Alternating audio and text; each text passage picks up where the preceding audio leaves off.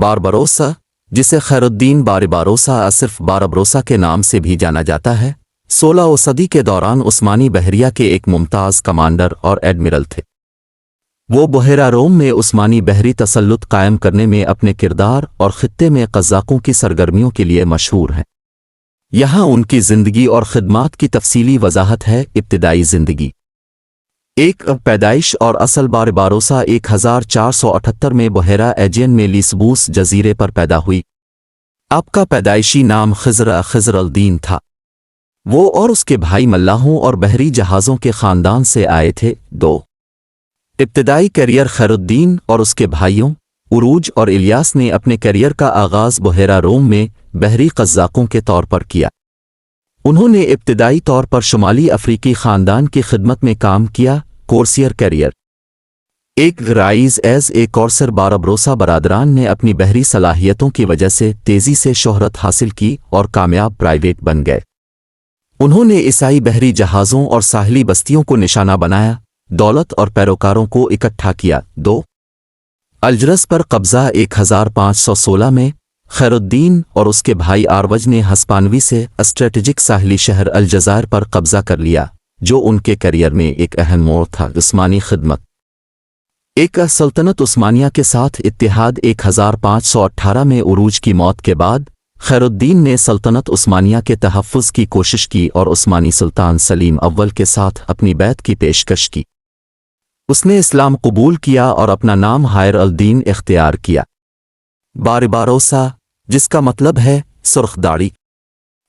عثمانی بحریہ باربروسا عثمانی بحریہ کی ایک اہم شخصیت بن گئیں۔ اسے عثمانی بحیرہ روم کے بحری بیڑے کا کمانڈر ان چیف مقرر کیا گیا تھا، جسے عثمانی مفادات کا دفاع کرنے اور سلطنت کی سمندری رسائی کو بڑھانے کا کام سونپا گیا تھا۔ بحیرہ روم کا غلبہ باربروسا کی قیادت میں عثمانی بحریہ نے مغربی بحیرہ روم کا کنٹرول حاصل کر لیا، جس نے اسپین، وینس اور پوپل ریاستوں سمیت عیسائی طاقتوں کے بحری تسلط کو چیلنج کیا۔ عثمانی توسیع میں شراکت۔ شمالی افریقی مہمات باربروسا نے تیونس اور طرابلس جیسے اسٹریٹجک ساحلی شہروں پر قبضہ کرتے ہوئے شمالی افریقہ میں عثمانی پھیلاؤ میں ایک اہم کردار ادا کیا۔ ان فتوحات نے علاقے میں عثمانی اثر و رسوخ کو مزید مستحکم کیا۔ بحری فتوحات۔ اس نے پریویزا کی جنگ 1538 اور جنگ جربا 1560 میں یورپی عیسائی طاقتوں کے اتحاد ہولی لیگ کے خلاف اہم بحری فتوحات حاصل کی۔ ان فتوحات نے بحیرہ روم پر عثمانی کنٹرول کو مزید مضبوط کیا۔ باربری کورسیئرز باربروسا کی میراث میں باربری کورسیئرز کا قیام بھی شامل ہے، جو شمالی افریقہ کے ساحل کے ساتھ سمندری ڈاکو ریاستوں کا ایک نیٹ ورک ہے۔ یہ کورسرز عثمانی حمایت کے ساتھ چلتے تھے اور یورپی جہاز رانی کے لیے ایک اہم خطرہ تھے۔ موت اور میراث۔ موت باربروسا کا انتقال 1546 میں استنبول میں ہوا، جہاں وہ عثمانی بحری بیڑے کے ایڈمرل کے طور پر مقیم تھے۔ اس کی موت نے بحیرہ روم کی بحری جنگ میں ایک دور کے خاتمے کا نشان لگایا۔